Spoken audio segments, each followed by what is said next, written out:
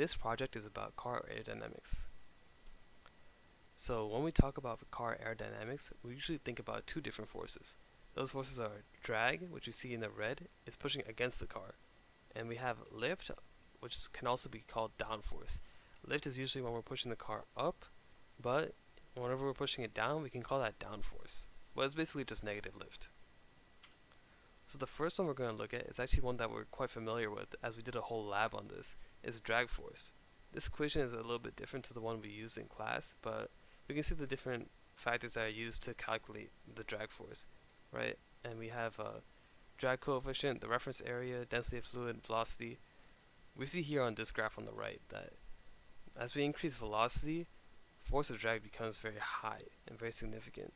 Because of this very significant force, engineers always try and minimize the drag coefficient and the reference area.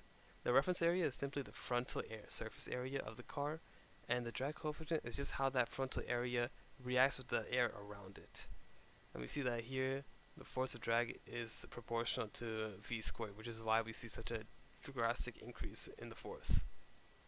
The other force we were talking about was lift.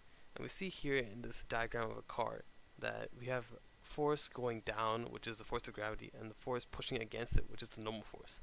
When we have lift, otherwise known as downforce, we're pushing the car into the ground. Usually we try and push the car into the ground to increase speed and stability. The engineer's goal when they create downforce is to try and increase the normal force. We see that when we add these two forces together, we see an increase in the total normal force generated. This increase in normal force would also generate an increase in the static friction, as we can see with this equation here. Static friction is a force that allows cars to accelerate, decelerate, and to turn. That's why we see in race cars that they're always trying to produce more downforce, because they're always trying to accelerate faster and to turn faster. Lift and downforce are usually created using Bernoulli's principle, and we can see a diagram of Bernoulli's principle here, but this is of an aircraft. So we can see that we have this wing is generating high velocity above the wing, so we have lower pressure, and we are creating low velocity below the wing, which is creating higher pressure.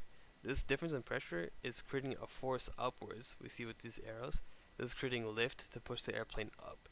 But in cars, we usually want it to go the opposite direction. So we're going to see Bernoulli's principle, but in a car, we see that we have a higher velocity airflow above, we have a lower velocity airflow below. This is creating a difference in pressure where we have high pressure above and low pressure below, which is pushing the air down.